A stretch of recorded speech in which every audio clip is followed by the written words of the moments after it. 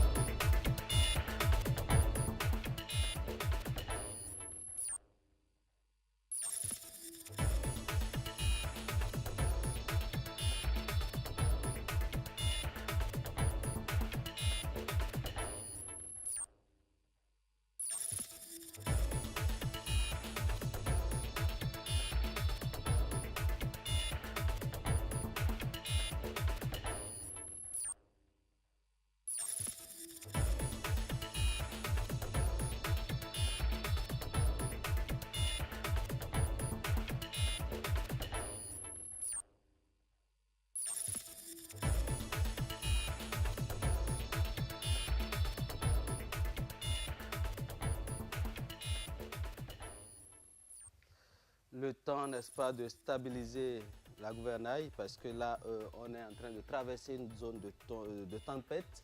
Nous allons recevoir le premier invité. Il a nom Martial Ayi, président du club Perspective Plus. Bonjour, monsieur Martial. Bonjour. Voilà, vous êtes dans nos murs. Ce n'est pas évident que de l'autre côté de l'Hexagone, vous nous suiviez régulièrement. Je vais vous dire tout de suite, lorsque vous étiez rentré au pays, qu'est-ce qui vous a marqué? Écoutez, quand je suis rentré pour mes vacances, hein, pour ainsi dire, j'ai été frappé par le mouvement qu'il y avait quand même dans le pays, dans la ville. J'ai senti une ville en mouvement. Je souhaiterais d'abord, d'entrée de jeu, saluer le professionnalisme de cette équipe-là, du groupe de la presse de la Gazette du Golfe, que j'ai vu évoluer et qui fait un travail assez remarquable. Et même depuis l'Hexagone, hein, de l'extérieur, on marque un point d'honneur à vous suivre et à accompagner un peu tout ce qui bouge dans le pays. Et on aura l'occasion d'en discuter tout à l'heure, mais je trouve que le pays est en mouvement et c'est déjà pas mal. Voilà, vous faites partie de ce groupe de jeunes qui ont pensé que, au-delà de la politique, hein, qui n'est pas forcément ce qu'il faut pour faire décoller un pays, le développement à la base devrait passer par l'implication personnelle des jeunes qui se retrouvent, qui prennent des initiatives et qui les mettent en marche. Qu'est-ce que vous avez apporté à vos frères qui sont restés au pays? Mais écoutez, c'est le 35e président des États-Unis le John Kennedy qui disait que tout citoyen devait déjà commencer par se demander ce qu'il peut apporter à son pays avant de savoir ce que le pays peut faire pour lui. Hein. Et c'est vraiment dans ce leitmotiv qu'avec quelques-uns de mes amis ou de collègues, on a monté un club de réflexion, de propositions et d'actions qu'on a créé en 2009 maintenant, qui s'appelle donc le Club Perspective Plus. Et nous intervenons dans différents domaines, donc le domaine de la santé, de l'éducation, du développement durable, l'économie, l'art et la culture et les nouvelles technologies. Qu'est-ce qu'on a apporté? Notre principe est d'organiser des séances de réflexion autour des thématiques dans les différents domaines qu'on a évoqués à l'instant, de faire des propositions concrètes sur le terrain et d'accompagner ces propositions-là d'action vraiment sur le terrain pour implémenter toutes les propositions que nous avons faites. C'est ainsi que dans les différents domaines que je vous ai cités là, on a lancé plusieurs projets en compagnie donc de tous les collègues avec qui on travaille. On a lancé un projet, par exemple, dans le développement durable qui s'appelle donc Sans cul pour l'Afrique, et où concrètement, on a déjà lancé un premier forage à Cotomin. Nous sommes aujourd'hui en train de finaliser dans la région de Dia et de Sogo, dans la commune de Semepodi. Nous sommes en train de finaliser les prochains forages pour l'amélioration de l'accès à l'eau potable pour les populations de cette commune-là. Donc c'est 2000 personnes qui sont bénéficiaires de cela. On a également dans le domaine du numérique monté un incubateur déjà ici à Cotonou pour donner la possibilité aux jeunes d'accéder facilement au numérique, de développer des applications dans le domaine du numérique. On a lancé des projets comme Lumière qui s'appelle donc lutte contre les maladies infantiles et rares pour accompagner dans le domaine de la drépanocytose les enfants qui en souffrent et tout, etc. Donc vous avez vu, on a plusieurs thématiques, on a plusieurs domaines dans lesquels nous intervenons, mais on met vraiment un pied d'honneur à travailler à porter le social et permettre aux différentes populations bénéficiaires d'aller encore plus loin dans la démarche et de s'approprier tous ces facteurs de développement au niveau local.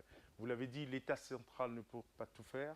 On suppose donc qu'on peut chacun à notre niveau contribuer au développement du pays, tant est-il que chaque population, chacune des populations que nous rencontrons doit pouvoir faire évoluer à son niveau, au niveau local, contribuer au développement pour que toute la nation entière soit relevée. Est-ce que ce n'est pas un machin pour coopter la manne européenne ou c'est une initiative privée? Mais écoutez, c'est tout sauf ça. Notre intention, on fait des cotisations tous les mois avec les équipes, toutes mes équipes basées à Paris, mais on a également monté une antenne ici au Bénin. L'idée, c'est de rassembler toutes les énergies, toutes les synergies pour concrétiser sur le terrain les projets dont je vous parlais à l'instant. Et on met vraiment un pied d'honneur à s'assurer que tout ce que nous récupérons comme moyen de financement aille vraiment aux populations. Vous pouvez voir, il y a toutes les populations bénéficiaires aujourd'hui pourront en témoigner. Nous avons une organisation assez stricte et on ne veut pas reproduire ce qui a été fait dans le passé. Et c'est pour cela que les partenaires aujourd'hui, aussi nombreux qu'ils sont, nous accompagnent et nous avons une gestion plutôt claire un peu de ce que nous essayons de faire. Nous ne recherchons pas des mandats électoraux. C'est vraiment pour le bien des populations. Et je vous aurai l'occasion, et d'ailleurs, M. Rutan ici, qui est sur votre plateau, a partagé avec nous l'expérience terrain avec le maire de Semepodi. On a eu des rencontres bien précises encore la semaine dernière. Donc voilà, in fine, le but, c'est aider les populations, rassembler les synergies pour aider les populations, et voilà. Voilà, Landry Wetan. Une toute petite question, Monsieur Ayi, dites-nous, si dans l'élaboration du projet, il n'y a pas de problème, dans l'exécution, vous rencontrez peut-être des difficultés sur le terrain au Bénin, quelles sont les difficultés que vous rencontrez et quelles sont les approches de solutions que vous y trouvez? Ben écoutez, l'idée c'est de dire qu'il est bien beau de formaliser les concepts, et de rester dans sa tour d'ivoire, formaliser les choses, mais après il faudrait les exécuter sur le terrain. Donc nous avons une énorme difficulté à trouver des équipes compétentes sur le terrain. Donc nous avons mis en place des collaborations gagnant-gagnantes où nous assurons le transfert des compétences pour les équipes locales et donc nous formons énormément ceux qui doivent exécuter les travaux sur le terrain. Nous avons également du mal à avoir une collaboration saine avec les communautés territoriales, les communautés locales. De base. Exactement. Et donc nous demandons simplement d'avoir une gestion transparente dans les dossiers, dans l'élaboration des projets et également dans l'exécution. Donc, je pense que ceci étant, il faut faire confiance au savoir-faire et à la volonté quand même des populations qui sont dans des difficultés certaines. Hein. Nous avons à moins d'une demi-heure d'ici de Cotonou des gens qui n'ont pas accès à l'eau potable et qui ne demandent vraiment que ça. Et voilà, j'appelle nos autorités à collaborer avec des institutions comme la nôtre pour essayer vraiment de mettre à disposition de ces populations-là de l'eau potable. C'est quand même des basiques de la réalité d'aujourd'hui. D'accord. Dernière question avant qu'on ne... Oui, rapidement, monsieur Ali. C'est bien beau toute cette idée-là, cette initiative. Le mal des Béninois de l'extérieur, c'est souvent quand ils viennent, il y a des barrières. Vous appelez tout maintenant à la collaboration, à la facilitation de ce que vous voulez faire par les autorités. C'est souvent le nœud du découragement. J'espère qu'avec vous, ce ne sera pas ça et que vous irez jusqu'au bout. Mais écoutez, il y a de quoi se décourager des fois parce que nous faisons énormément d'efforts pour faire concrétiser ces projets-là. Je vous dis, hein, on ne se rémunère pas, c'est beaucoup de bénévolat. Et je tiens d'ailleurs à féliciter toutes les équipes à Paris parce qu'on travaille à côté et on donne un peu de notre temps pour aider vraiment les nôtres. Et là-dessus, je pense que bon, le découragement, c'est pas de notre ressort. Je pense qu'on a eu plusieurs situations où on s'est bien relevé, où on a montré qu'on peut partir de rien et concrétiser des choses sur le terrain. Donc je pense que de ce côté-là, on a encore énormément de choses à faire et la collaboration, elle a démarré. On a le maire de Semepoji qui est assez ouvert, par exemple, avec qui on travaille de façon complètement... Exactement, de façon complètement transparente. On a des jeunes ici sur place qui nous ont montré qu'ils n'avaient pas forcément besoin des autorités sur place pour avancer. Et donc on travaille par expérience, on montre aux gens qu'on peut réaliser des choses. Et une fois que, par l'exemple, on montre que c'est faisable, et ben, écoutez, tout ça s'enchaîne et c'est vraiment avec bonheur qu'on voit des centres numériques, dans le centre numérique, des jeunes bénéficier. C'est à Bedjormene, hein, c'est à côté ici. On a formé 240 jeunes dans le labo des génies. C'est génial de voir cette lueur d'espoir-là dans les... Développe des applications. Hein. Exactement, des applications mobiles, des jeunes à qui on met les PC dans les mains pour la première fois. Je pense qu'il y a quand même de l'espoir. Il y a de la matière. Voilà, je vais vous demander de dire votre mot de fin parce que là, on a encore deux généraux qui sont assis et qui attendent, n'est-ce pas, impatiemment. Je vais leur laisser la place très rapidement pour discuter des choses peut-être un peu plus régaliennes. Je voudrais remercier mais vraiment tous nos partenaires qui nous accompagnent, tous les membres du Club Perspective Plus qui sont à Paris, mais également au Canada, mais également ici basé à Cotonou et aux États-Unis, qui ont compris un peu ce qu'on fait. Donc on est un club de réflexion, de proposition et d'action. Vous pouvez nous voir un peu au travers le net et au travers des différents réseaux sociaux. Je pense qu'il y a quelque chose qui s'allume un peu dans ce pays-là. Il y a une flamme qui est là, il ne faut pas qu'elle s'éteigne. Et il faut vraiment, enfin, le développement d'un pays, c'est l'affaire de tous. Hein. Chacun de nous à notre niveau, l'État doit s'occuper des choses régaliennes et permettre de créer la vision, donner la vision et créer la structure et l'environnement pour que les jeunes puissent créer des entreprises, parce que la richesse aujourd'hui, elle est créée par... Enfin, il faut vraiment créer des entreprises pour permettre aux jeunes de s'auto-employer et de créer vraiment de la valeur. Voilà, encore que dans ce domaine, il y a beaucoup à faire puisque vous créez une entreprise aujourd'hui, c'est les impôts qui vous traquent le lendemain. Et puis, on nous avait dit qu'il fallait attendre un an avant de mettre en œuvre les impôts et tout ça. Mais aujourd'hui, apparemment, ce n'est plus le cas puisqu'on a eu des exemples à foison ici dans la ville de Cotonou et même de partout ailleurs. Mesdames et messieurs, nous allons marquer une pause et revenir pour la première page informative de cette émission.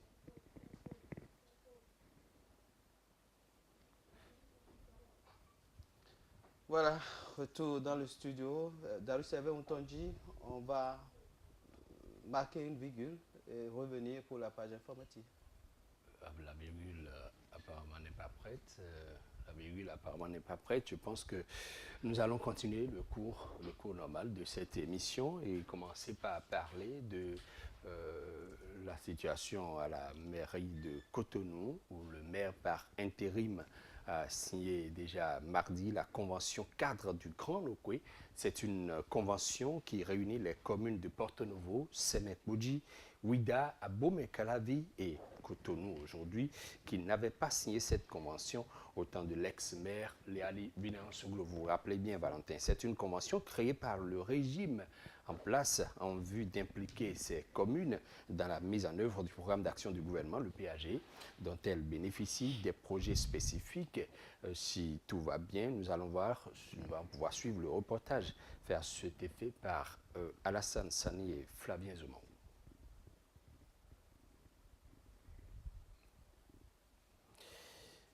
Voilà, retour dans ce studio. On va s'intéresser un peu à cette façon de faire du maire de Cotonou. Le tout nouveau maire qui, décidément, certains pensent, hein, puisque là, on suit un peu ses actions, et d'aucuns pensent qu'au niveau de ce maire, il est un peu trop à la solde du préfet de Cotonou, ce qui n'était pas le cas jusqu'à un passé récent, Landry Weton. On ne peut pas refuser aux gens de croire que c'est un peu cela. Oui. Je crois qu'on ne peut pas refuser à ceux-là d'avoir leur opinion sur une question. C'est un fait. Que Isidore Yononfon aujourd'hui, excusez-moi du peu FCE, Bontin, se retrouve à collaborer ou à coopérer avec le gouvernement en place qui n'était pas forcément le navire de celui-là. Il faut comprendre que c'est tout, peut-être sauf de la soumission de celui-là. C'est une personne responsable. Il a occupé des postes de responsabilité au haut niveau dans ce pays et il est libre. Il a été choisi par le peuple avant d'être élu ou avant d'être nommé par règle de préséance à ce poste d'adjoint et de maire intérimaire, alors qu'il était le premier adjoint au maire. C'est tout à fait normal. C'est ce que confèrent les tests sur la décentralisation, les lois sur la décentralisation. Et donc, du coup, que Isidore Yononfon aujourd'hui, un maire par intérim de la ville de Cotonou, se retrouve à s'inscrire dans les sillons du programme d'action du gouvernement, c'est peut-être pas pour lui, c'est pour la ville de Cotonou. Parce qu'on ne saurait faire le bonheur de quelqu'un contre son gré, d'une façon ou d'une autre. Il doit être impliqué puisque c'est lui qui représente les habitants, les administrés de cette ville de Cotonou. Et je ne sais pas quel est le drame à ce qu'une mairie s'inscrive dans la dynamique. On dit souvent, je ne suis peut-être pas d'accord pour ce que tu dis, mais je me battrai pour que tu aies le droit de le dire d'une façon ou d'une autre. Nous avions le devoir d'accompagner ces mairies à s'inscrire dans la dynamique de ce que le gouvernement propose de bien pour le Bénin. Et je crois que c'est au-delà de toute élucubration, je crois qu'on devrait laisser le maire en si peu de temps, l'intérimaire, je vais parler de l'intérimaire, faire ses preuves. Et vous auriez constaté déjà dans la ville, nous avions fait le constat, vous et moi, nous avions sillonné un peu la ville depuis qu'il a pris les rênes de la mairie. Les feux travaillent un peu plus aujourd'hui, même si ce n'est pas... tous les matins.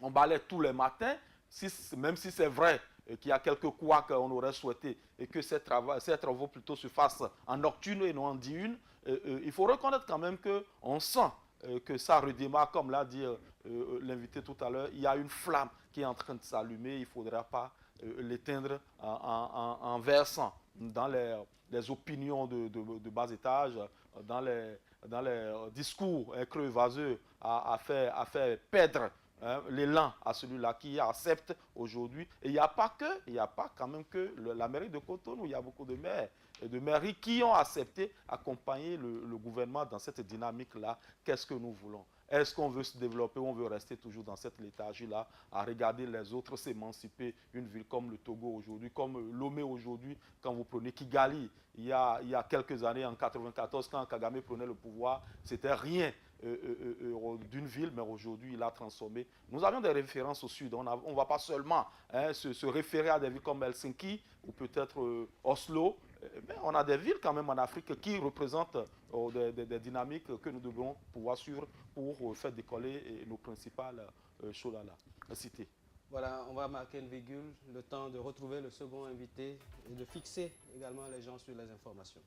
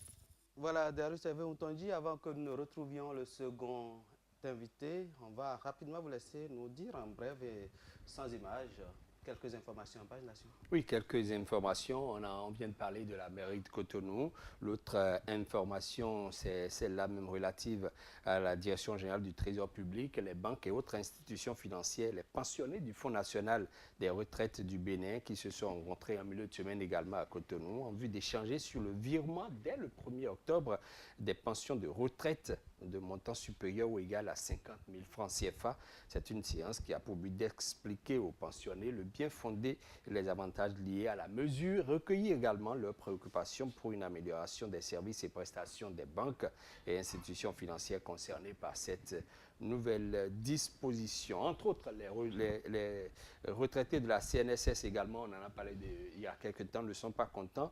Ceux-là veulent que ceux-là qui ont travaillé pour l'administration pendant 30 ans s'estiment marginalisés dans l'octroi de certains avantages liés à la pension. Ils réclament une augmentation, je crois qu'on va dire un mot là-dessus également. Le gouvernement se propose maintenant de restaurer un certain nombre d'acquis aux syndicalistes sur des années passées. Je vais dire que c'est un rappel que le gouvernement veut faire. Donc le gouvernement veut donner beaucoup d'argent aux syndicalistes désormais pour tout ce qu'il leur doit depuis quelques temps, quelques années. Eh bien, je crois que c'est dans cet ordre-là que nous allons voir les choses. Premier élément à suivre ici et maintenant avec la complicité de Roxane. Oui, il s'agit de nos pensions. Ça fait plusieurs années que ces pensions n'ont connu aucune augmentation par rapport à nos collègues de la fonction publique. Étant donné que nous sommes tous des retraités, la Caisse de sécurité sociale, c'est une structure d'État. C'est l'État qui nomme les responsables là-bas. Alors, nous ne savons pas ce qui se passe. Alors que nous avons actuellement, il y a la cherté de la vie, nous souffrons dans nos peaux, dans nos chairs.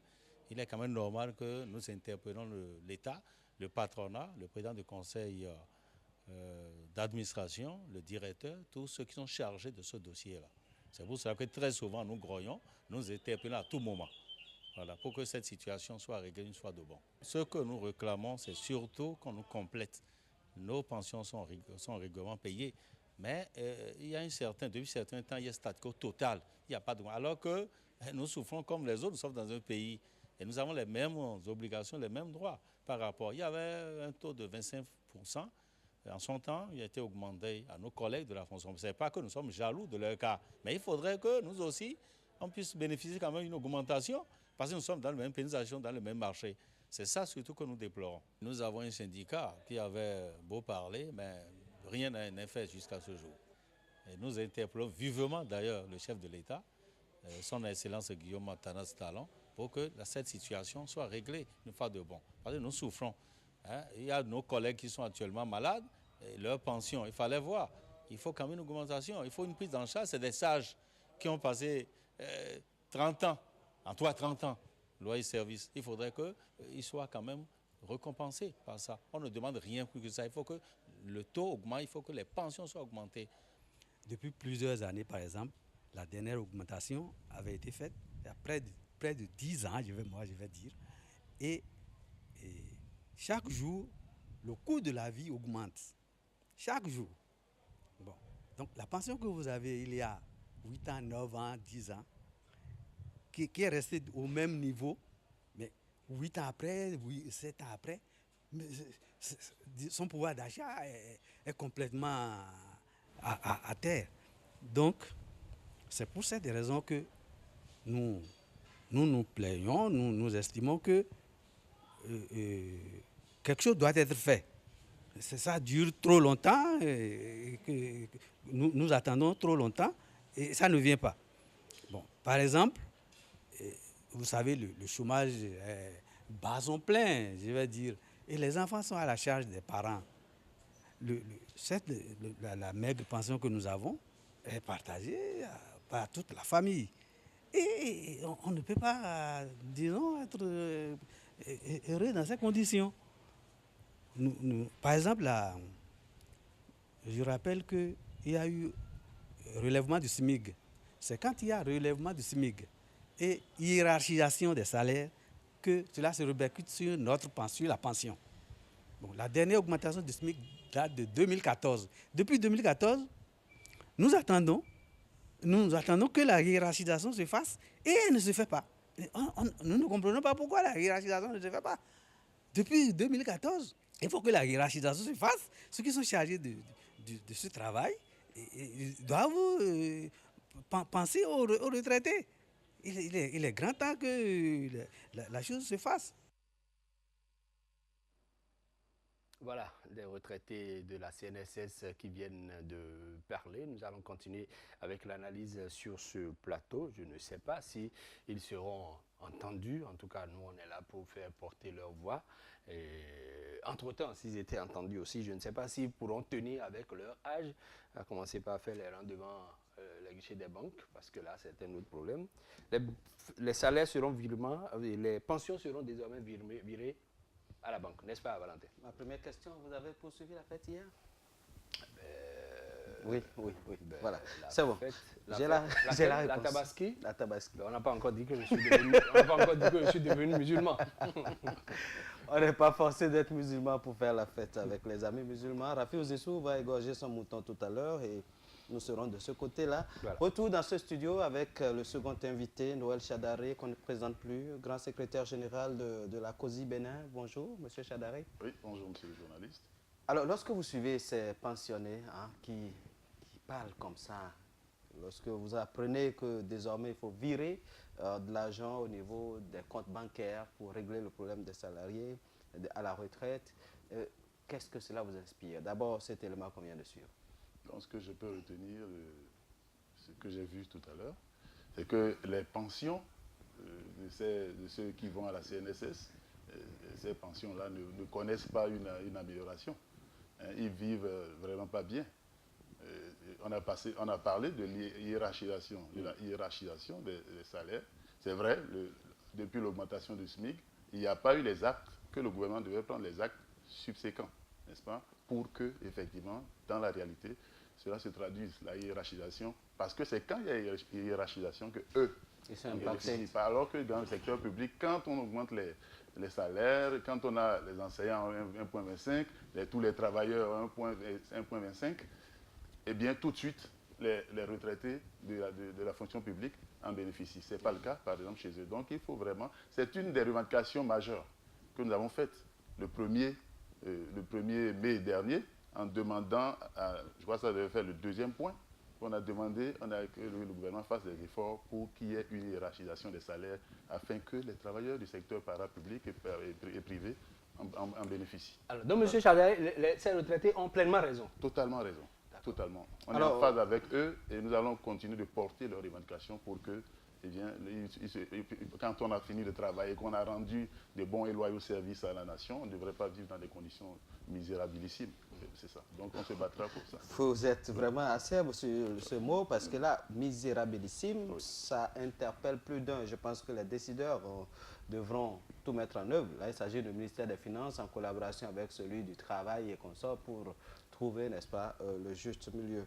Et justement parlant, puisque vous êtes encore en activité, on aurait appris que il y a eu des rappels qui ont été payés et ça devrait pouvoir calmer un peu le jeu, puisque là, il y a cette promesse de tension dans le pays et tout ça.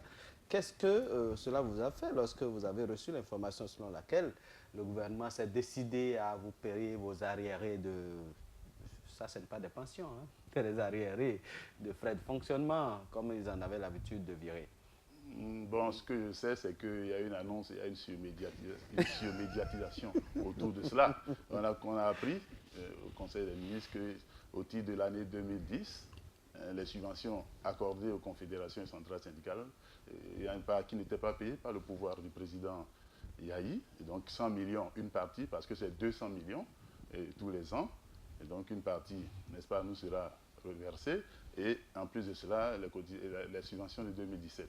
Bon, on a fait tout un battage médiatique autour, même si on reconnaît qu'il y a un effort qui a été fait, parce que Yahi, en 2010, n'a pas donné les 200 millions. Bon, ce que je peux vous dire aussi, c'est que ce n'est pas une nouveauté. C'est quelque chose qui existe depuis. Hein. Ce n'est pas du temps du président Talon que nous avons, on donne 200 millions aux travailleurs, aux confédérations centrales syndicales. Ça date du président Kérékou. Bien sûr. Vous reconnaissez quand même la bonne foi du gouvernement actuel. Non, ça a été toujours fait. Puisque c'est grâce à ça que la bourse du travail a été érigée, par exemple. C'est avec ça que nous avons construit la bourse du travail. C'est avec ça qu'il y a des... Une très belle initiative, oui, il faut on a un projet pour, n'est-ce pas, Parakou, par exemple. Voilà. Donc, ce n'est pas une nouveauté. Ce qu'il faut souligner, l'élément le nouveau peut-être, c'est l'effort qui a été fait pour rappeler 100 millions des 200 millions de 2010. Et puis, pourquoi le timing choisi? C'est suspect. Le timing choisi pour le faire. Et la surmédiatisation des deux, c'est la suspicion. Parce qu'il y a une fronde syndicale actuellement, vous savez, dans le secteur de la santé. Et que bien les travailleurs, parce qu'ils ne sont pas d'accord avec ces réformes qui ne sont pas inclusives, et ils disent il faut qu'on voit clair dans ce qui est en train de se faire, parce qu'il y a un rapport qui est fait, un rapport par un groupe de personnes, n'est-ce pas, qui a fait le travail, mais ce rapport, il n'est jamais rendu. C'est un travail de couvent. On a le sentiment que c'est seulement ceux qui sont dans le couvent qui connaissent, qui sont informés de ce qui se passe, et on veut l'appliquer aux travailleurs. Si c'est tant que cela est vraiment une bonne chose, pourquoi on cache? On ne cache pas. Donc, il y a la fronde sociale, il y a des interrogations sur la rentrée, sur l'année scolaire. Elle se demande est-ce que tous ces questionnements font peut-être que bon, le gouvernement, mais nous, on n'a pas un deal avec le pouvoir.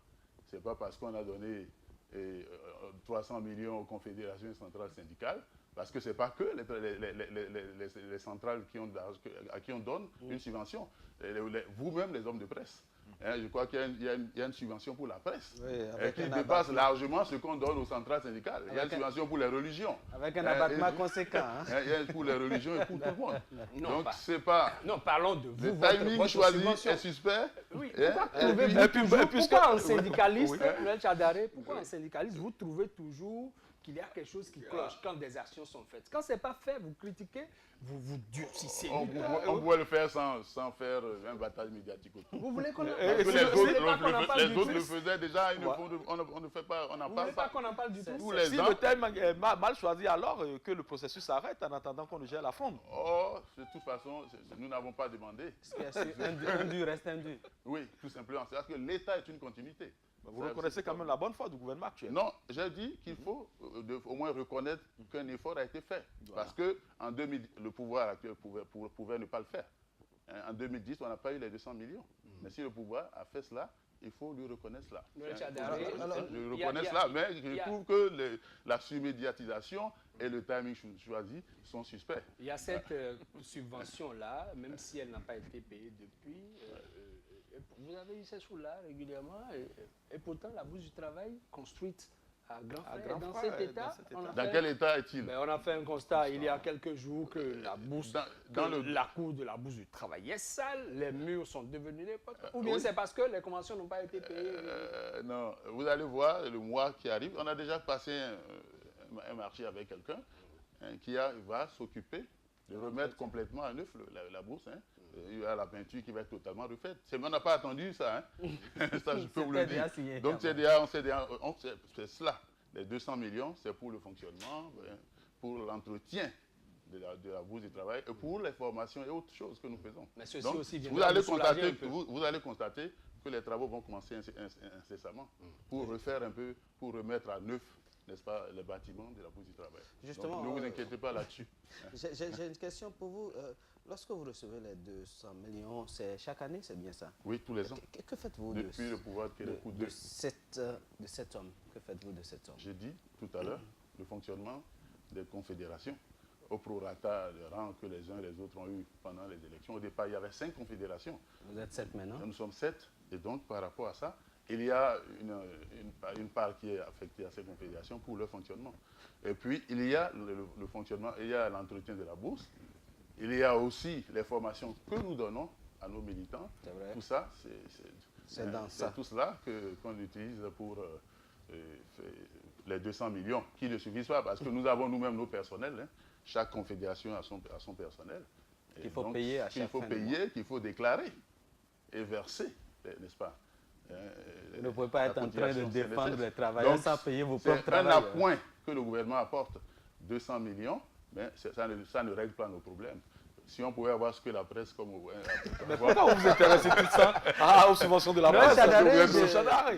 Je m'en voudrais de vous laisser partir sans qu'on aborde la question, n'est-ce pas, des élections professionnelles.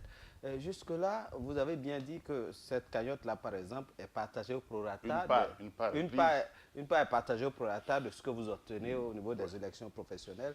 Aujourd'hui, ça fait un certain nombre d'années que nous devrions normalement tenir ces élections professionnelles, mais juste là, sur la table à venir, comment arrivez-vous alors à gérer si tant est que c'est dans l'ordre ancien que vous continuez pas à faire les choses? Ce qui est dommage, parce qu'on les souhaite vivement, ces élections professionnelles. Et à quel niveau c'est bloqué? Depuis 2006, on a fait les élections. En 2010, c'est 4 ans. On devrait les faire depuis 2010. On n'a pas fait d'élections jusqu'à maintenant. Vous l'avez évoqué avec Adidja Toumatis récemment. Je martèle chaque fois que j'ai une occasion lui demander d'organiser les élections professionnelles pour qu'on voit un peu qui fait quoi. Parce que les résultats de 2006 ne sont pas... peut-être celui qui était premier serait davantage premier, aura peut-être un score plus important, ou peut-être il aurait régressé. Celui qui était dernier peut se retrouver, la confédération qui était dernière ou la centrale peut se retrouver aussi. On peut sentir qu'il y a quand même une progression. Alors à quel niveau c'est bloqué? On ne peut bloqué? pas continuer de statut à quel niveau? Qui organise les élections? C'est le gouvernement. C'est au gouvernement de prendre ses responsabilités pour dire, écoutez, il faut qu'on voit clair un peu dans le paysage syndical. Nous voulons organiser les élections. Il faut même organiser les élections sectorielles dans les ministères de l'enseignement, le ministère de la santé, tous les ministères, pour voir un peu, parce qu'il y a une profusion, une prolifération de syndicats. Parfois, vous voyez qu'il y a des gens qui n'ont pas de militants, mais ils se revendiquent aussi secrétaire général. Donc, il faut, n'est-ce pas, faire un effort pour voir clair un peu dans ça, assainir un peu, pour qu'on sente vraiment qui est qui.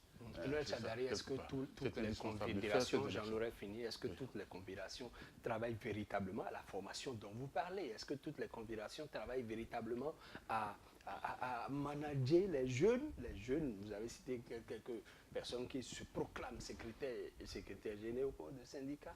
Est-ce qu'ils ont le rudiment qu'il faut? Normalement, c'est votre travail. Quand je me réfère un peu au mouvement qui a été déclenché au ministère de l'enseignement maternel et primaire et qui finalement n'a rien donné. On a vu des secrétaires présenter des excuses après avoir... parce que le mouvement n'a pas été bien mûri, parce que le fondement n'a pas été bien établi. Est-ce que la faute n'est pas aux confédérations qui laissent les gens pousser en syndicat n'importe comment? Non, je crois que chaque confédération forme ses militants. Je parlerai de ma confédération, la COSI Bénin. Si vous suivez régulièrement, nous faisons beaucoup de formations. Ouais. Le dialogue social, les négociations collectives, nous formons nos responsables syndicaux là-dessus. Et au cœur de tout ce qu'on fait, c'est la formation à la COSI Bénin. D'autres confédérations aussi font cet effort. Et puis au niveau des confédérations, toujours dans le cadre de la gestion de ces 200 millions, nous organisons tous les ans 2 formations pour toutes les confédérations. Donc on fait des efforts, mais seulement qu'il faut en faire davantage. Il faut le reconnaître aussi, il faut en faire davantage. Il y a quelques brebis galeuses dans le milieu syndical. On ne peut pas venir au syndicalisme les mains nues. Quand on arrive, il faut, n'est-ce pas, qu'on donne les armes pour pouvoir combattre. Les armes, c'est les stratégies de négociation, le dialogue et tout ce qu'il faut mettre, tout ce dont il faut avoir connaissance pour pouvoir être un bon syndicaliste. Nous allons continuer de le faire parce que, et tant qu'il reste à faire, rien n'est encore fait. Voilà. Chadari, je voudrais quand même... Je ne sais pas. J'ai peut-être une question, si vous le permettez. Allez-y. Valentin Adibocha, c'est peut-être une question off, mais je voudrais bien la poser. Là, elle est anon. Oui, d'une façon ou d'une autre. On n'a pas souvent la chance de la voir sur notre plateau. Hier, c'était la date anniversaire de la naissance du général Mathieu Kérékou. Je vois sur lui, là où il est. Vous le savez. À la faveur de cet anniversaire, j'ai tenté d'ouvrir, comment dirais-je, le testament politique de l'homme.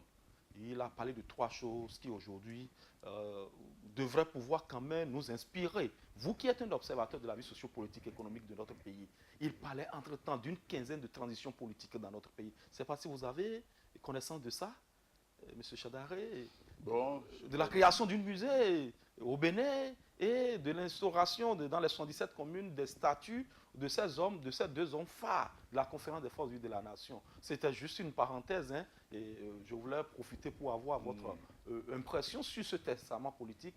Qu'est-ce qu'on en fait aujourd'hui? L'homme est-il déjà oublié? Non, il ne peut pas être oublié. Okay. Il est passé, il est pratiquement immortel, on va le dire, parce que il est passé, il a marqué l'histoire politique de notre pays pendant plusieurs années. Et c'est évident qu'il a eu du bon pendant qu'il était là, comme il y a aussi du mauvais. Oui, il faut le Mais il faut reconnaître que c'est un homme on peut l'aimer ou on peut le détester. On ne peut pas rester indifférent à son passage, n'est-ce pas, sur la scène politique de notre pays. Il a marqué, n'est-ce pas, son passage. Et je crois que ce qu'il demande de faire, c'est aux politiques de prendre l'initiative. Hein, c'est aux politiques. Et puis, il y a aussi le milliard culturel. On peut utiliser ce milliard culturel aussi pour faire ces statuts, ces musées. Bon, là-bas, vous ne demandez pas qu'est-ce qu'on en fait. Mais quand on donne 200 millions aux syndicalistes, ça vous préoccupe. Vous pouvez demander qu'est-ce qu'on fait avec. Bien sûr qu'on ne demande pas ce qu'on en fait. Non, je ne sais pas, mais allez chercher les religieux, demandez, à l'exception de l'église catholique qui ne prend pas, qui refuse de prendre, mais demandez ce qu'ils font avec. Mais nous, les 200 millions des syndicalistes là vous préoccupent. Oui, c'est quand même notre travail qui a permis au peuple de savoir qu'il y a des artistes fictifs, que les 200 milliards, que l'argent, le milliard culturel, il y a des gens qui ne sont même pas artistes et qui le prennent. Ah, bon. Donc c'est pour dire que nous nous intéressons à ça, nous en parlons. Un peu comme nous parlons de l'argent des syndicalistes aussi. Ce que vous-même vous prenez, les journalistes, la presse. Pour faire tourner une entreprise de presse, une télévision, c'est beaucoup de millions, on ne va pas revenir sur ça. Mais je suis intéressé, puisque vous êtes enseignant, avant de vous laisser partir, j'aimerais bien quand même que vous nous dites, hein, vous en tant qu'enseignant, quelle est la couleur qui s'annonce pour ces rentrées-là? Parce qu'on a appris également qu'il y a assez de fronde. Hein? Et justement, vous l'avez évoqué ici, la date, la période choisie pour annoncer, n'est-ce pas, en fanfare, cette manne financière qui vous tombe dessus. Non, c'est un rappel de vos dettes, de vos dus. Voilà. Comment préparez-vous cette rentrée? Est-ce que ça aura lieu et dans les meilleures conditions? Non, je crois que la rentrée est prévue pour le 18 et les syndicalistes ont été associés au choix de cette date-là. Donc, on ne peut pas se désavouer. Il y aura rentrée, mais est-ce que les conditions sont vraiment réunies pour que la rentrée se fasse? On peut avoir une rentrée pour la forme et qu'après, les semaines qui vont suivre peuvent être des semaines chaudes. On a parlé de de virement, on ne souhaiterait pas qu'il y ait une année scolaire perturbée. C'est pour cela que nous, à la COSI Bénin et aussi avec les autres centrales, hein, nous demandons au gouvernement de convoquer rapidement, de réouvrir les négociations, convoquer la commission permanente de négociation au gouvernement central et aussi avec les partenaires du secteur de l'éducation, discuter des problèmes, parce que la rentrée, c'est depuis qu'il faut la préparer. Absolument. Discuter de cela pour voir dans quelle mesure on pourrait, n'est-ce pas, réouvrir les classes, reprendre les cours et faire de telle sorte que l'année scolaire ne soit pas perturbée. Parce que notre souci, c'est d'avoir de meilleurs résultats par rapport à ceux de l'année qui vient d'être terminée.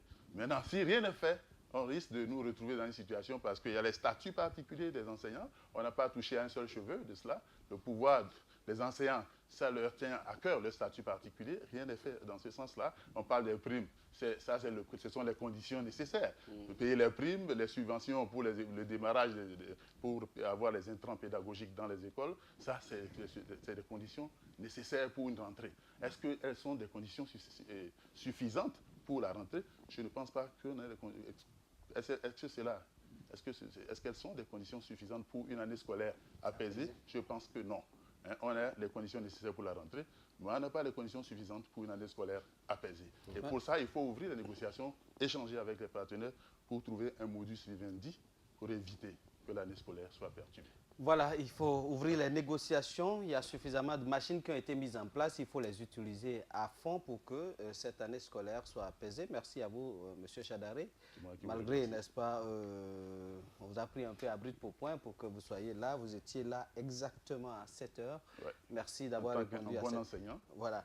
Merci d'avoir répondu à cette invitation. Et je tiens à dire ici que vous faites partie de ces rares enseignants qui sont à la tête d'une centrale syndicale et qui continuent de donner les cours dans les écoles. Ça, on vous tire un coup de chapeau. Merci. Il est temps que ce pays commence par décorer les gens qui font bien, et les vrais acteurs qui font bien.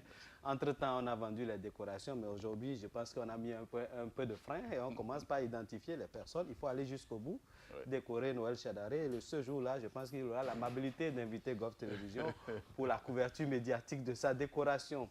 Derrière vous se cache encore un autre grand syndicaliste. Lui, il est venu en tenue de guerre, non, en tenue de travail, pour montrer la solennité de son intervention dans cette émission. Darius Hervé-Ountondi, on fait un tour de l'autre côté de la baie vitrée et on revient pour les informations avant de recevoir le troisième invité.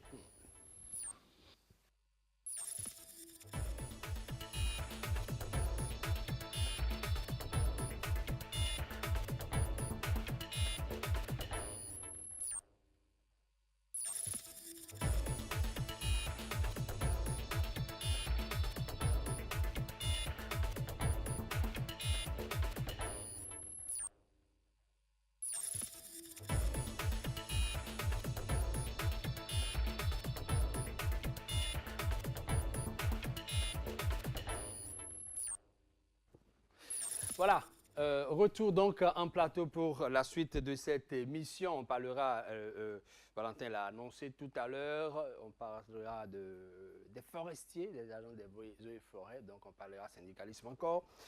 Mais en attendant, nous allons décompresser un peu avec la mode. Et Nasty Boy, qui signifie un garçon coquin, est un magazine nigérian, mais loin d'être un magazine gay. C'est la version numérique de ce magazine qui met en valeur le style féminin arboré par les hommes dans ce pays où l'homosexualité est passible de 14 années de prison. Mais là, direct et ferme. Photographier des hommes en robe, cela s'appelle interroger la masculinité. Reportage. Un garçon en jupe et un autre torse nu et maquillé, cette séance photo n'est pas anodine au Nigeria. Dans ce pays où l'homosexualité est punie de 14 ans de prison, faire poser des hommes en tenue féminine est une véritable transgression.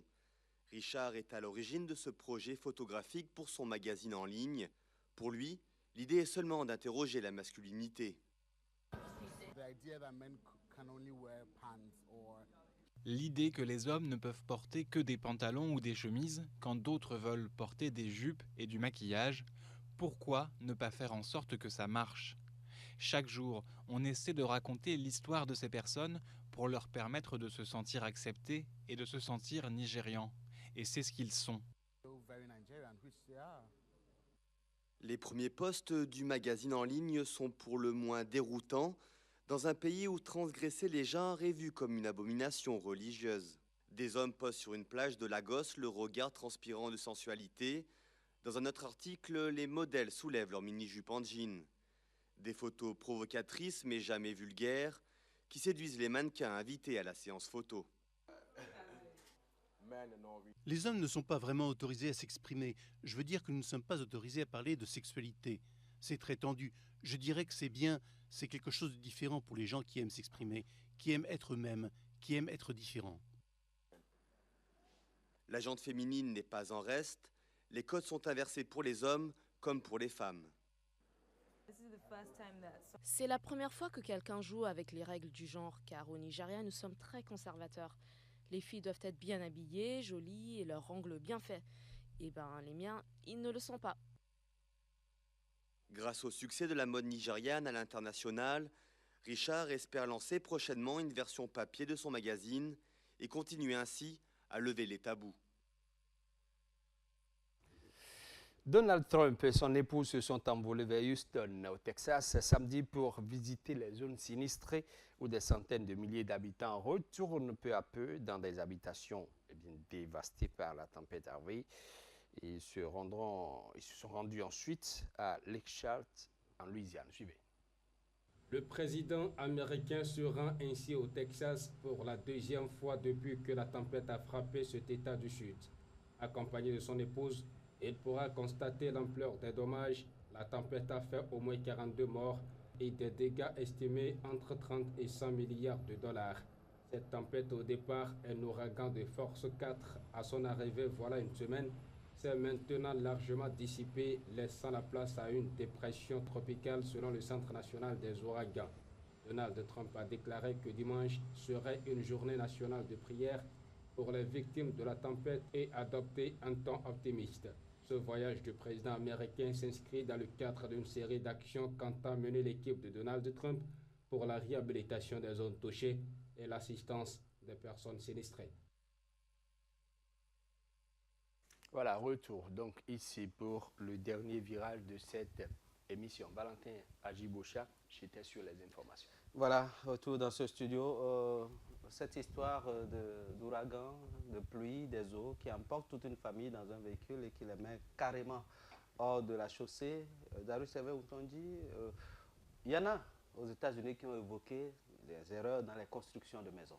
Alors, ce n'est pas seulement en Afrique et au Bénin que nous avons ce problème, même dans les pays les plus avancés, en Louisiane, de l'autre côté, il y a ce problème qui se pose. J'irai dans deux sens. Le premier, j'irai dans le sens de la croyance, de la foi, de la religion. Et je dirais ceci, il y a plus fort que les hommes. Il y a plus fort que les hommes. Il y a la puissance de la nature. La providence. Il y a le regard de l'être suprême qui, à la fin, nous amène à comprendre que vanité des vanités, tout est vanité. Vous êtes pasteur ce matin. Je dirais de l'autre côté pour dire, lorsque nous travaillons de nos mains à nous construire une terre, à nous construire eh bien, tout ce qu'il faut pour vivre, il y a que nous détruisons la nature, nous détruisons un certain nombre de choses et le revers, c'est toujours dangereux. Ça vient toujours. Voilà. Réchauffement climatique et bien d'autres choses. La nature n'est-elle pas en train d'avoir raison de nous? Là, c'est pour employer le style de Landry Hueton. La nature n'est-elle pas en train d'avoir raison de nous? Au fil des années, nous avons déjà vu des choses, des catastrophes naturelles, réchauffement climatique et autres. Nous avons suivi le tsunami au Japon il y a quelques années. Les inondations sont légion maintenant, les glissements de terrain en Sierra Leone, on en a vu. Donc, comprenez mon interrogation. Voilà, le temps est en train de nous faire défaut. L'autre disait dans sa chronique, non, l'autre disait dans son livre, quelle terre laisserons-nous à nos enfants? Il s'agit bel et bien de Saint-Exupéry. Et à Saint-Marc de lui répliquer, quels enfants laisserons-nous à cette terre? Et pour que la terre se porte mieux, nous recevons le second invité ici, parce que lui, le troisième invité, parce que lui, ces éléments sont en souffrance dans la forêt de W, le parc Pendjari. Et pour cela, on l'a retrouvé. Il y a un certain nombre de choses qui ne vont pas dans la nature parce qu'ils sont dans les eaux et dans les forêts. Le développement passe forcément par l'équilibre de toutes ces choses. La virgule, Rox Seissou, et nous recevons le capitaine Préco.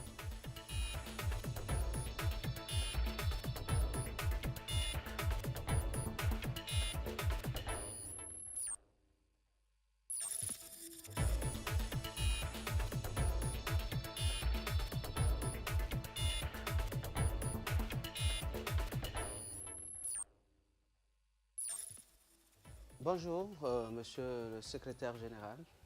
Bonjour, monsieur le journaliste. Merci d'avoir accepté notre invitation. Vous êtes sorti de votre forêt pour venir nous dire un certain nombre de choses ce matin, notamment cette plainte que nous avons reçue de quelques éléments positionnés depuis un an dans le parc Pendjari et le parc W qui, par miracle, n'ont jamais perçu leur prime. Mais tout à coup, on leur paye 2 mois, et ce n'est pas les 2 mois dans l'ordre normal, c'est les 2 derniers mois. Lorsque vous, secrétaire général, vous apprenez ces genres de trucs, qu'est-ce que cela vous fait? Merci, monsieur le journaliste. Je voudrais vous remercier de l'occasion que vous me donnez, quelques mois après encore, pour venir intervenir par rapport au problème de l'administration forestière. J'ai pris du repos pour observer, croyant que les autorités allaient faire preuve de bonne foi pour nous permettre de sortir de cette crise, mais nous sommes toujours empêtrés dans la crise. Le dossier Sénagreffe, le dossier affermage, le dossier Parc national Pendjari, devenu gravement toutes les aires protégées du Bénin, c'est un dossier, c'est un scandale. C'est un scandale qui a commencé par l'application sans promulgation de la loi sur le partenariat public-privé, où un marché gré à gré a été accordé à une ONG internationale, APN, Et c'est comme ça que nous avions demandé à notre ministre de nous faire quand même, à défaut de nous associer, de nous faire comprendre le fond du dossier. Quand il est venu dans notre administration le 29 novembre 2016, le ministre nous a répondu non, mais laissez tomber, moi-même je ne maîtrise pas le contenu du dossier. Dès que je vais maîtriser, je vous appellerai, on va en discuter. Vous parlez du ministre, du cadre de vie. Jusqu'à aujourd'hui, il ne nous a jamais appelé. Nous avons même posé ça comme préalable avant d'aller au cadre du dialogue social, qui est resté bloqué jusqu'à aujourd'hui. Et finalement, qu'est-ce qu'on entend? On a signé une convention. Avec quoi? Agence nationale du tourisme. Les parcs nationaux, c'est un patrimoine que gère l'administration forestière. On va signer une convention avec eux, une direction chargée de chercher la clientèle, juste pour rechercher de l'argent. Et avant tout cela, c'est que, au fait, le Bénin, je commence par comprendre que le Bénin est malade de certains de ses cadres. C'est un cadre de l'ANPT qui a accompagné le chef de l'État au Rwanda. Et ils sont allés faire des visites là-bas. Ils ont vu qu'il y a des ranchs au Rwanda. Les ranchs, c'est un milieu plus ou moins naturel dans lequel on ramène les animaux sauvages, on les protège, on les conserve. Ce n'est pas la même chose que le parc national Pendjari. Et le Rwanda sortant de la guerre, c'était pratiquement vide. Donc cette ONG a quand même contribué à ramener des animaux, à importer des animaux pour restaurer un peu ce parc. Mais ici, nous avons les animaux. Nous avons déjà les animaux. Mais le cadre dont je parle là n'a pas dit au chef de l'État que les rangs du Rwanda n'ont rien à envier au parc Pendjari. Ils n'ont même pas demandé au chef de l'État d'aller là-haut même visiter le parc Pendjari. Le ministre du cadre de vie n'est jamais allé dans la forêt la plus proche, même à Cotonou, Paoula. Ah bon? On a organisé une manifestation pour le faire sortir du bureau, pour qu'il aille visiter au moins la forêt de Paoula, savoir que lorsqu'on gère un secteur comme le secteur forestier, un secteur aussi sensible que le secteur forestier, il pouvait quand même savoir que voilà, un aménagement n'est pas l'urbanisation. Et comprendre un certain nombre de réalités, mais le ministre n'est pas parti. Donc il reste dans son bureau, il prend des décisions, et c'est comme ça que l'affermage est arrivé. Ne nous dites pas que le ministre du cadre de vie est un ministre de bureau. Le ministre du cadre de vie est un ministre de bureau. Il ne sort pas du bureau, mais il prend les décisions. Et je vais vous faire une confidence. Lorsque le cas du dialogue social a été relancé, que le ministre nous reçoit, et qu'à une séance pareille, le ministre nous dit qu'en réalité, lui, il est venu là faire la promotion des cadres du ministère. Mais il s'est rendu compte que c'est des cadres incompétents. Vous voyez la façon dont les gens ont dit que le Bénin est un désert de compétences. Les deux forêts là, c'est une forêt de compétences. Il y a des compétents au Bénin, mais ils refusent de nommer les cadres compétents. Ils se font entourer des cadres bénis, oui, incompétents. Et résultat, le ministre nous dit c'est lui-même qui fait tout. Les communications, tout ce que nous voyons passer en connaissance des ministres pour le cadre de notre ministère là, que c'est lui-même qui finalise tout. On dit mais comment? Il nous a dit ça veut dire plus de 2 mois. S'ils sont vraiment incompétents et que c'est le ministre qui fait tout le boulot, pourquoi les garder en place? Mais il faut les faire remplacer. Nous avons 2 généraux au ministère là, gardés au garage. 2 généraux qui sont ingénieurs des forêts depuis 85. Ils sont recrutés ingénieurs des forêts depuis 85. Mais ils sont gardés au bureau. Là, ils n'ont aucune attribution. Le ministre ne sait même pas s'ils viennent au bureau, s'ils ne viennent pas. Et on ne s'occupe pas d'eux. Mais en réalité, ces généraux, mais je connais un dedans. S'il était le secrétaire général de notre ministère là, on n'allait pas vivre tout ce qu'on vit là. Parce qu'il y a un dossier brûlant sur lequel je vais revenir tout à l'heure après avoir fini le dossier Sénat-Greffe. Vous n'allez pas mettre le feu ici? Non, pas du tout. Au niveau de ces éléments qui sont positionnés, comment se fait-il que ceux qui étaient là avant eux continuent de percevoir normalement leur prime, mais que ceux-ci ne reçoivent que 2 mois et tout récemment? Merci beaucoup. S'ils ont reçu même 2 mois. Alors qu'il y a des risques qu'on mette fin à leur contrat.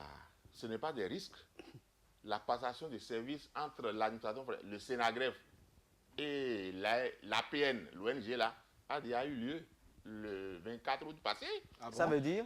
Cela veut dire que nos collègues qui sont au niveau du parc national Pendjari ne sont plus là-bas, même si le Sénat n'a pas encore envoyé une lettre en bonne et due forme.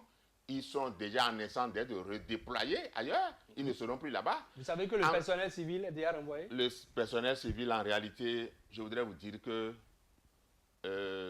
lorsque je suis venu ici le 24 décembre 2016, pour commencer par dénoncer le dossier affermage, nous n'avons pas été soutenus par ce personnel civil. Ce personnel civil du Sénagreffe, les conventionnels du Sénagreffe ont toujours eu l'impression que le Sénagreffe, c'est leur maison et que les forestiers viennent là en étranger. Les déranger. Mais en réalité, c'est d'abord notre maison. C'est les forestiers qui ont accepté les propositions des bailleurs de fonds pour aller à la création du Sénagreffe. Mais lorsque vous prenez la maison comme si c'est votre maison et que les forestiers ne doivent pas venir, personne ne sait que les forestiers n'étaient plus au Sénagreffe. Ce sont les responsables de la gestion du parc Pengari qui ont fait partie les forestiers depuis plus de 10 ans. Il a fallu l'arrivée du nouveau directeur général des 2 forêts, le Corée Ossia, pour qu'on lui montre qu'en réalité, l'ONAB et le Sénagreffe, ce sont nos maisons. On ne peut pas abandonner ça comme ça. Il faut qu'on ait un droit de regard sur ce qui se fait là-bas. Absolument. C'est comme ça qu'il nous a accompagnés. Il a accompagné les syndicats à accepter. Et 31 forestiers ont été déployés au Sénagreffe. Ils sont allés là-bas. Pour l'ONAB au départ, même on leur a refusé de prendre service. On remercie le DG de l'ONAB en passant parce que c'est lui qui a œuvré. Il dit non, les forestiers ne peuvent pas venir ici et quelqu'un va refuser qu'ils prennent service. C'est leur maison. Au Sénagreffe, on a refusé qu'ils prennent service et finalement on les a pris, on les a déployés. Et ils sont en train de travailler là-bas depuis 1 an. Dans des conditions On s'est battu. C'est-à-dire, lorsque vous sortez avec votre âme pour aller pour la sécurité du parc là, c'est 50-50. Vous avez 50% de chances de revenir et 50% de chances de ne plus revenir. Ils sont assurés. Vous allez au front avec les braconniers lourdement armés. Ils sont assurés? Quelle assurance?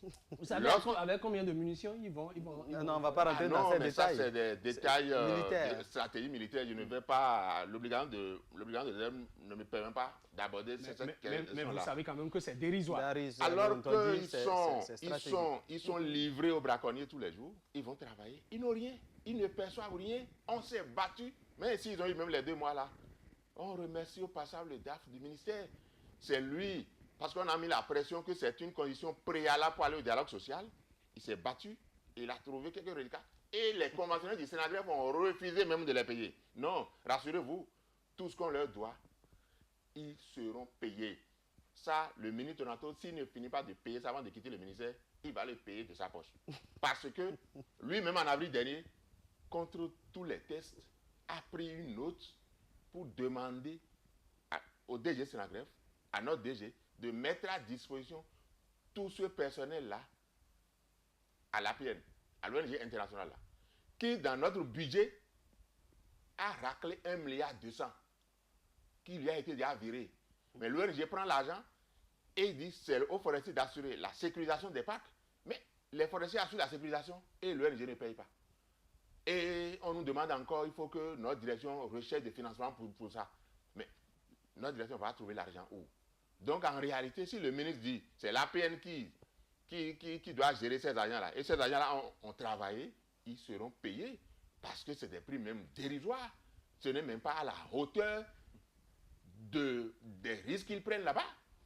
Alors même ce personnel-là qui est là-bas et qui ne prend même pas de salaire. Je vous dis que nous, aux Eaux et Forêts, notre carrière est bloquée depuis plus de 3 ans. Et qu'est-ce qui justifie cela? Parce que vous êtes des forces parallèles comme la police. Comme la police, exactement. Merci même de faire allusion à ce corps-là. Nous avons la même loi qui nous régit. Nous nous sommes battus depuis le 23 septembre 2011 avec l'ancien régime que je salue. Parce que c'est l'ancien régime qui nous a permis d'avoir la loi. C'est l'ancien régime qui nous a signé les décrets d'application. Ce gouvernement est venu parce qu'ils ont eu quelques rumeurs. Ils ont suspendu un certain nombre de décrets. Je les salue parce que lorsqu'ils ont compris qu'en réalité, il n'y avait rien d'extra dans les décrets, ils ont ramené la plupart. Et on nous a demandé de faire les propositions, les travaux de reversement que nous avions fait.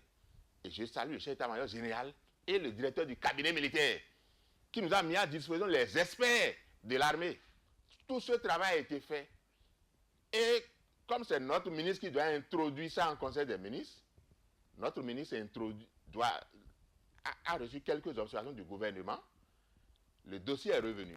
Au lieu de retourner à la commission qui a fait son travail pour introduire les observations, le ministre va empêtrer ça dans son sillage de cadres incompétents du ministère. Résultat, Le dossier n'est pas passé en conseil de ministres dernier. Alors, pour ce dossier de reversement-là, le ministre et ses collaborateurs ont tenté de diviser les forestiers. C'est-à-dire de former un clan de forestiers contre un autre et de pourrir notre maison. Les patriotes sont revenus? Mais finalement, ils n'ont pas réussi à faire ça. Les forestiers sont maintenant un. Les deux syndicats sont ensemble et on fait les démarches pour que nos conditions de vie et de travail s'améliorent. Ils ne sont pas contents de ça. Et ils reviennent maintenant à charge, ils bloquent notre dossier de reversement. Et je passe par ici pour lui dire que la ligne rouge dont j'ai parlé il y a quelques mois ici, là, c'est maintenant qu'il est en train de franchir ça. Et nous n'allons pas. Mais il est ministre.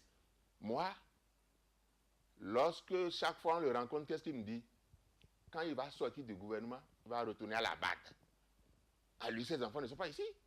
Moi, mes enfants sont ici. Vous ne savez pas trop de choses? Non, il dit lui va retourner à la BAD. Cela veut dire quoi? Lui, là, lui, il est fonctionnaire de la BAD. Et il gagne gros là-bas. Lui va retourner là-bas. Nous avons œuvré pour que les choses s'améliorent au pays parce que nous sommes tenus de rester au pays en uniforme comme ça. Je ne peux plus aller quelque part. Mais lui, il peut aller ailleurs.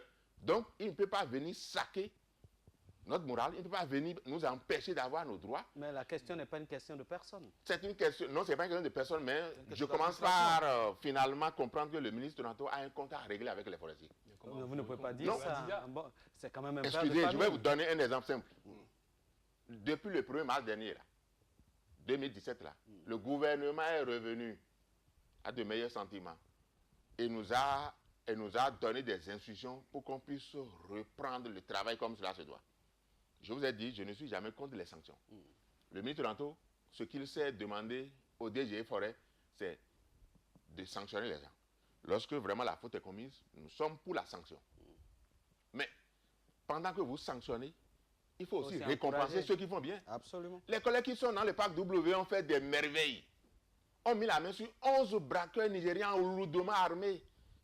Le DG propose qu'on les félicite, le ministre Toronto refuse que ces merveilles-là n'enlève pas les autres actes qui avaient été déjà posés. Lorsque quelqu'un peut-être est passé par un parc et a posé un acte et que moi il vient faire des merveilles, on ne peut pas même me féliciter. Mais ceux qui ont posé des actes dans ces parcs-là, les autorités qui ont chassé les forestiers depuis 10 ans, et aujourd'hui on dit que c'est les forestiers qui sont à la base de tout ce qui s'est passé là-bas, alors que les forestiers n'étaient même plus là-bas. Ce sont ces autorités-là maintenant qui sont au conseil d'administration de la NPT et qui vont à la présidence et qui sortent des décrets. Lorsqu'ils font des projets que vous allez même proposer, des améliorations, qu'est-ce qu'ils font? Ils disent, et ce qui me fait mal, c'est un syndicaliste, c'est un ancien syndicaliste de l'ORTB qui est à la NPT et qui vous dit, non mais écoutez, vous pouvez faire toutes vos propositions, hein? Nous avons le pouvoir de décision. Nous retournons au palais, nous sortons ce qui nous plaît. Mais ce n'est pas ce que vous pensez là qui va sortir. La preuve, un décret est sorti le 2 août, on dit que le chef d'État a signé avant de voyager. Jusqu'à aujourd'hui, on n'a pas le décret, mais on apprend qu'ils ont mis des choses dedans qui vont compromettre dangereusement la vie de notre administration. On attend d'abord de l'avoir avant de revenir ici. Alors, le ministre Toronto, lorsque je disais tout à l'heure qu'il a un compte à régler avec nous, il refuse de féliciter les gens. Notre dossier, mais vous n'avancez pas, vous n'avez pas le ministère n'a plus quelque chose à voir dans la gestion de notre carrière. Nous sommes à l'image de l'armée. C'est le DGFC qui exprime les besoins de recrutement, les formations, la gestion de notre carrière. C'est notre directeur général. Le ministre est là pour entériner ce qui est déjà préparé. On ne se lève pas pour donner les grades à n'importe qui chez nous comme ça. Alors, lorsque le ministre ne donne pas l'impression de faire accélérer ces genres de dossiers-là, qu'est-ce que voulez-vous que moi je dise? En réalité, il a des comptes à régler aux forestiers. Et comme lui, il a la base qui est garantie pour lui, dès qu'il va finir de détruire notre secteur, lui, il va partir. Vous l'avez dit tout à l'heure, il y a les cadres. Je dirais que le 1er mars, les cadres... Ils ne font peut-être pas leur travail. Oh, monsieur le journaliste. Pour aider le ministre. Le directeur technique des eaux et forêts vient au boulot avec son propre véhicule et met du carburant dedans avec son propre argent. Aucun directeur technique n'a de véhicule chez nous. Les moyens qui ont été donnés à toutes les forces là, c'est aux eaux et forêts seuls que nous n'avons pas reçu une moto. Et quand le gouvernement nous donnait des instructions le 1er mars dernier pour qu'on puisse mettre en place les ceintures de sécurité pour contrôler les bassins de production et veiller à ce que les taxes et redevances soient recouvrées. Le gouvernement devrait accompagner ça des moyens. À la séance là, lorsque un camarade de mon syndicat a levé le doigt parce que c'est le chef de l'État même qui a dirigé cette séance-là. Et heureusement même que c'était le chef de l'État. Mais malgré que le chef de l'État a dirigé la séance et le Conseil des ministres a pris les décisions, le ministre et la DC s'opposent à la mise en œuvre. Depuis le 1er mai jusqu'à aujourd'hui, nous n'avons mis en place aucun contrôle. Conséquence, c'est l'évasion fiscale parce que quelqu'un qui va au nord, qui va charger ses produits, si on n'a pas la chance de le mettre là où il a chargé là, il roule de nuit, il vient à Cotonou. Si on ne le retrouve pas là où il est en train de décharger, c'est terminé. C'est dans ça qu'on est depuis le 1er mars, alors que c'est le Conseil des ministres qui a pris des décisions. Pire, lorsque le camarade disait, mais monsieur le président de la République, en dehors de ce que nous devons travailler là, il nous faut des moyens. C'est notre ministre qui a dissuadé le camarade à poser le problème devant le chef de l'État. Sous prétexte qu'un planning est déjà fait et il y a une commande en cours et nous aurons les moyens. Messieurs les journalistes, jusqu'à aujourd'hui, nous n'avons pas reçu une moto. Depuis mars, nous n'avons pas reçu une moto. Le conteneur n'est certainement pas encore arrivé. J'aimerais bien, capitaine Trekpo, que nous parlions, n'est-ce pas, du retrait des agents des eaux et forêts du parc W, des parcs Pendjari. Quelles peuvent être ses conséquences? En réalité, c'est un réseau de mafia qui s'installe. Est-ce que vous pesez les mots que vous utilisez? La convention de siège, l'accord de siège à l'ONG internationale, là, dedans, c'est dit qu'on n'a pas le droit de perquisition au niveau de la siège. Une ONG, ce n'est pas une ambassade. On n'a pas le droit de perquisition là-bas. Deuxièmement, ils ne veulent même plus voir un seul forestier autour du parc Pendjari. Ils sont en train de diriger dans ce parc-là un aérodrome sans étude d'impact environnemental. Mais au cœur du centre. On n'a même pas fait une étude de référence. Aujourd'hui, là, quelle est la référence lorsqu'on remettait ces ressources-là à l'APN pour qu'un an, 2 ans, 3 ans après, à l'évaluation, qu'on puisse sentir l'amélioration? Il n'y a aucune étude. On a posé la question, on nous a dit ils feront ça en mars prochain. Alors, lorsque les forestiers ne seront pas là, et là, ce n'est même pas à négocier, hein, parce que le chef de l'État est garant de l'application des tests. Les tests chez nous donnent le droit d'application. Nous sommes en train de nous préparer pour mettre un conservateur avec une petite équipe de veille. Parce que ça donne l'impression que ce qui s'est passé dans ces réserves-là il y a un certain nombre d'années, c'est ça qui se prépare. Ils vont venir capturer nos animaux pour aller alimenter les marchés des amis à l'extérieur. Nous mettrons en place un dispositif, bien entendu, après avoir informé le chef d'état-major général et le directeur du cabinet militaire, parce que nous allons nous préparer pour mettre hors d'état de nuit et les matériels de transport et les hommes qui se livreront à ces actes de capture de nos animaux-là. Parce qu'on dit on ne veut plus du tout de forestiers, que c'est une ingérence. Lorsque quelqu'un à qui j'ai loué une partie de ma maison me voit et me dit que je suis venu s'ingérer dans la gestion, non quand même. On est où là? Voilà. Je ne comprends plus rien. Je vous dis que tous les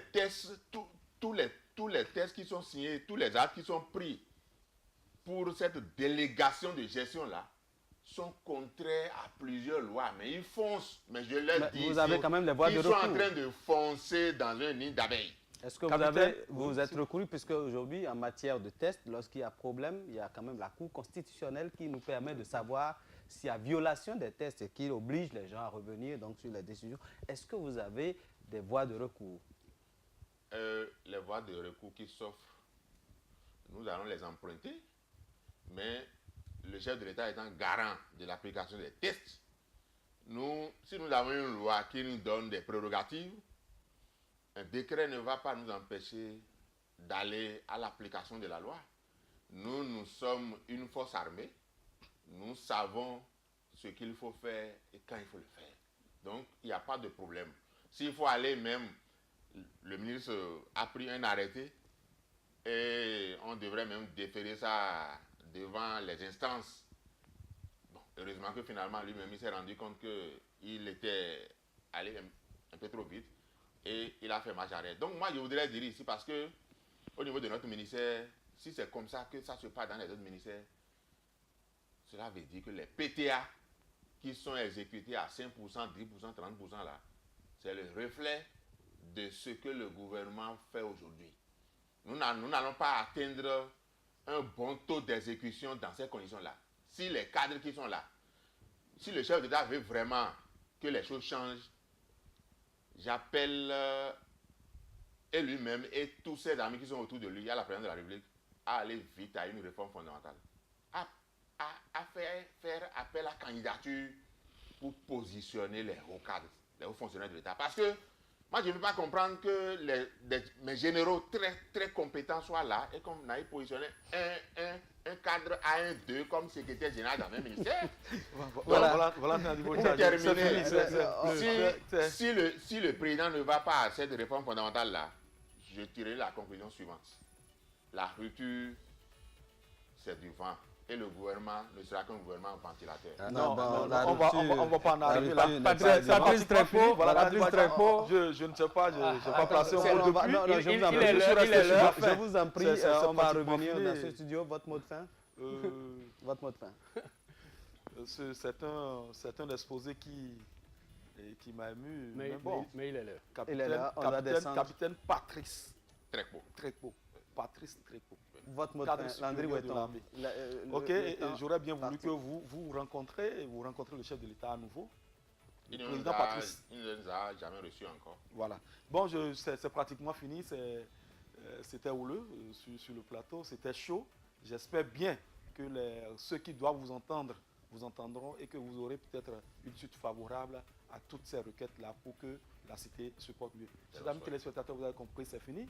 Morning Live, on est resté sur notre fin. Darius? Oui, Valentin Adjibocha, il n'y a pas mieux que la langue pour porter haut et fort ce que ressent l'organisme comme douleur. Il l'a fait, je pense qu'il a été entendu. Un peu comme les autres invités que nous avons reçus. Merci Valentin pour le plateau.